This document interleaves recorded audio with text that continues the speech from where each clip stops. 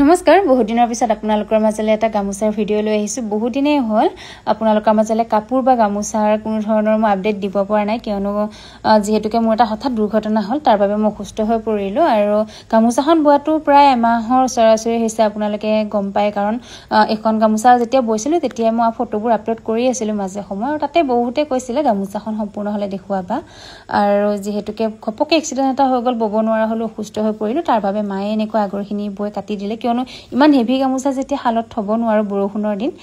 এইখন হৈছে লুধিয়ান পাটৰ গামোচা, কিন্তু এইখিনিতে জনাওঁ যে এতিয়াৰ পৰা আমাৰ শালত নুনী পাটৰ গামোচাৰো কাম কৰা হ'ব, কিন্তু মই সুস্থ হৈ উঠাৰ পিছত তেতিয়া আপোনালোকে আকৌ অৰ্ডাৰ কৰিব পাৰিব। আৰু এই গামোচাখন মোক যদিও মই নিজে বৈছিলোঁ নিজৰ মতে, কিন্তু শালতেই বুকিং কৰিছিলে নগাঁৱৰ পৰা সীমাবা, আৰু তেখেতে মোক দুয়োটা আগতে সমান ফুল দিবলৈ কৈছিলে, আৰু দহি গুঠিব পৰাকৈ দুয়োটা আগত মই সূতাটো ৰাখি দিছোঁ। আৰু এইটো গুণা আৰু ৰঙাৰে ফুল কৰা হৈছে লুধিয়ান পাটৰ, আৰু গামোচাখনৰ দীঘলটো 80 ইঞ্চি হয় আৰু বহলটো 22 ইঞ্চি। দেখিছে ন, দুয়োটা আগত সমান ফুল।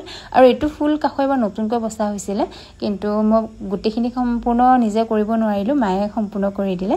আৰু এতিয়া যিহেতুকে কাপোৰৰ অৰ্ডাৰবোৰ স্থগিত ৰখা হৈছে, সম্পূৰ্ণ সুস্থ হৈ উঠাৰ পিছত মই আপোনালোকক আপডেট দিম, আপোনালোকে আকৌ অৰ্ডাৰ কৰিব পাৰিব। লগতে গামোচাখন কেনেকুৱা লাগিছে জনাব আপোনালোকে।